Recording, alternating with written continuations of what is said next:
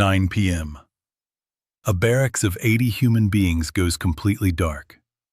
80 people who, just weeks ago, were sleeping in their own beds, scrolling their phones, arguing with their parents about nothing. Now they lie perfectly still, in rows like cargo, staring up at a ceiling they can't see. Nobody speaks. Nobody moves. Even the air feels like it's waiting for permission. This is lights out. But here's what nobody tells you. Lights out is not the end of the day. It's when the real training begins. At every major U.S. military installation, from Parris Island to Fort Leonard Wood to Great Lakes, Illinois, the day officially ends at 9 p.m.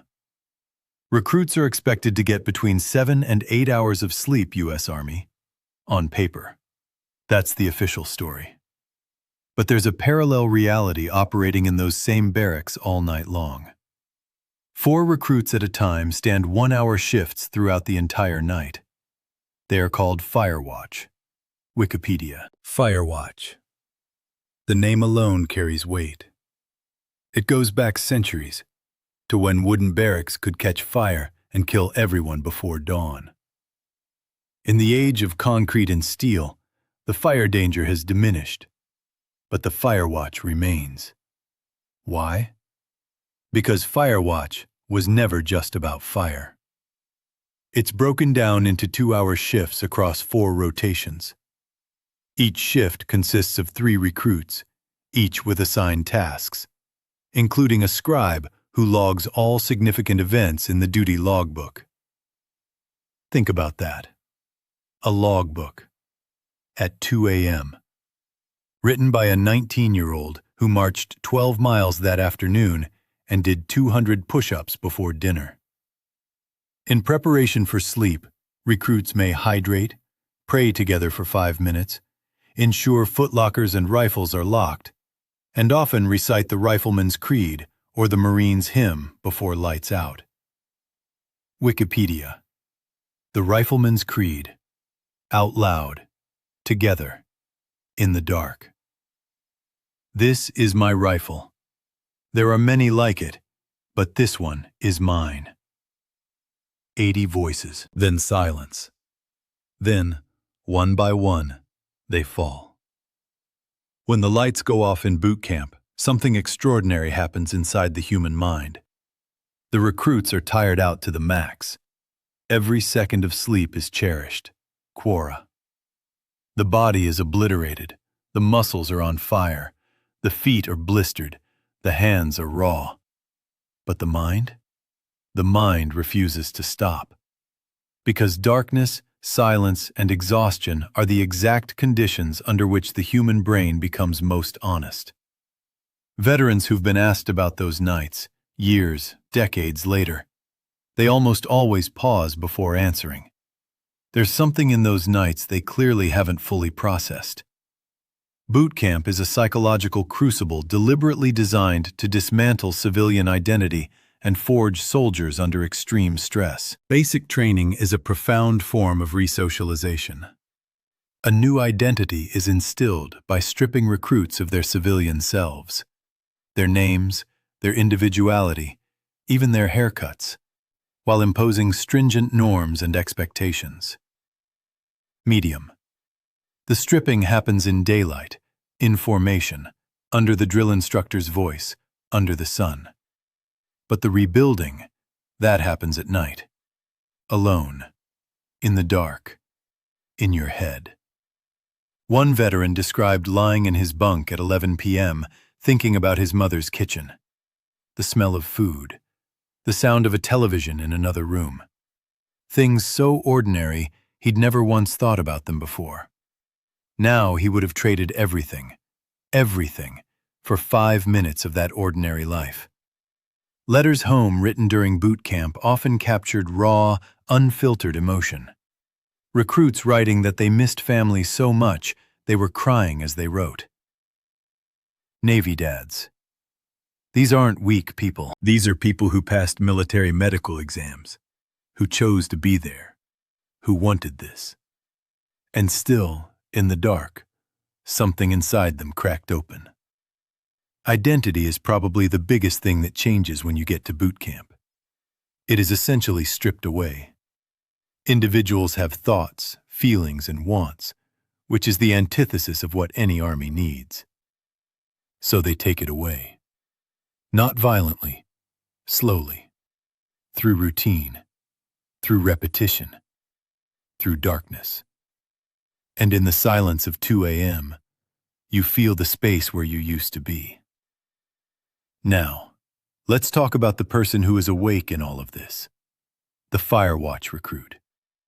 Picture it. The entire barracks, 80 exhausted human beings, is dead asleep. Snoring, twitching. Some of them having conversations in their sleep that they'll never remember. One guy in the corner is definitely crying, and everyone is pretending not to hear. And then there's you. Standing in a dark hallway with a flashlight, pacing back and forth like a sentry from a Kubrick film, watching over people you've known for 3 weeks, but who feel like your only family on Earth. One veteran described being on Firewatch in the summer of 1996 at Fort Leonard Wood. Woken at midnight, issued a military flashlight that he described as giving him the same authority as a fence post. His one job was to pace the 3rd floor and report any activity that transcended the occasional squeak of bed springs. Quora. The occasional squeak of bed springs. That sentence alone is a poem. As he put it, Firewatch isn't just boring, it's a pain in the ass. You're a pain in the ass, when the guy before you has to wake you up so he can go back to bed. The next guy's a pain in the ass because he won't wake up, and you can't get back to bed. Quora. This is the unglamorous truth at the heart of military nightlife. You are shuffled awake at 1:47 a.m. by someone who practically hates you in that moment. Not personally, just philosophically. Shoved a flashlight, given a logbook, and told to walk in circles until it's someone else's problem. But here's where it gets interesting. In those 2 hours, alone, awake, in the dark, things happen. Thoughts happen. Decisions happen. Some of the most important realizations of a person's life happen on Firewatch at 2 a.m. in a building that smells like boot polish and institutional sadness. Veterans talk about it. That strange stillness. Watching their sleeping platoon mates. The guy who seemed like the toughest person in the world, passed out, mouth open, one arm hanging off the bunk. The guy who cried during the first week, now sleeping like a stone, hardened. You see people differently at 2 a.m.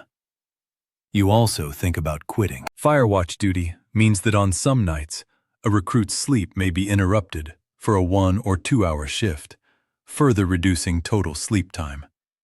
On top of training that already pushes physical limits.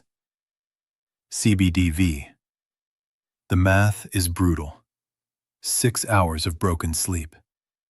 Up at 4:30 a.m., physical training by 5. And yet, somehow, the body adapts. Or so they tell you. Now here is where things get genuinely strange. Because the official story is, lights out, everyone sleeps, Firewatch patrols, nothing happens. The real story is different. In the dark, a kind of underground society forms. There are the whispered conversations, barely audible, barely moving lips, between bunkmates who are lying still enough to fool the Firewatch. What do they whisper about? Everything. Home, food, the drill instructor's face when someone messed up, who they were before they got here, who they're afraid they're becoming. There are the secret exercises. Some recruits who were caught exercising after lights out faced case-specific consequences, depending on the drill sergeant. While some pushed back hard, others simply couldn't stop, because the anxiety of not being physically ready was more terrifying than getting caught. Quora. Think about that psychology for a moment.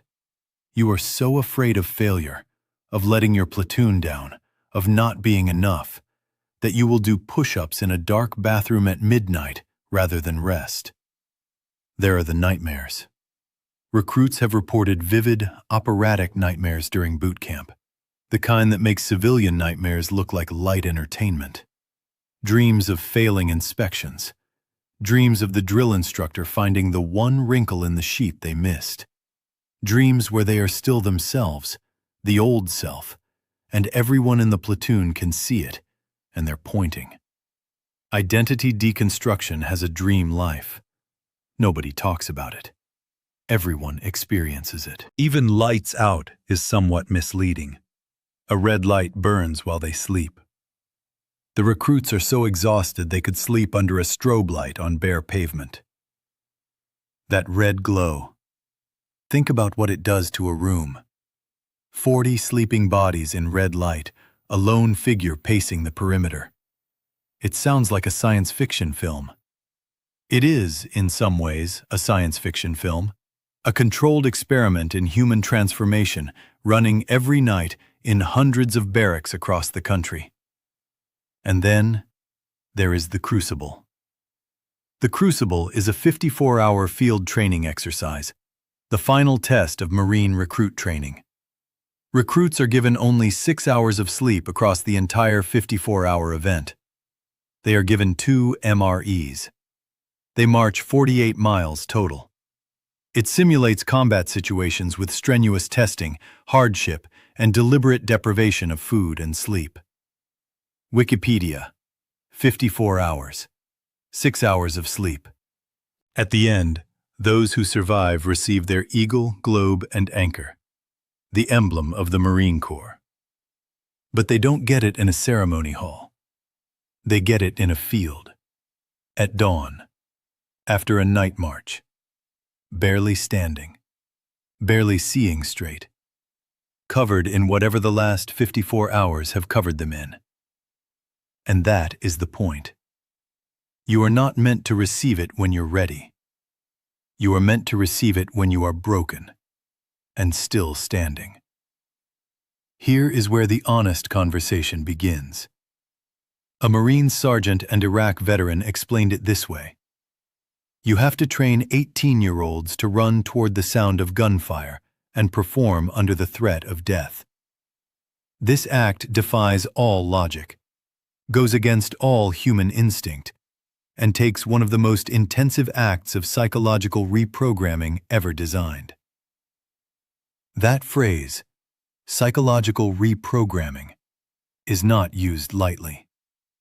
As one veteran put it, the boot camp is essentially a form of brainwash. All classical methods of breaking, assimilation, installation, and reaffirming are present.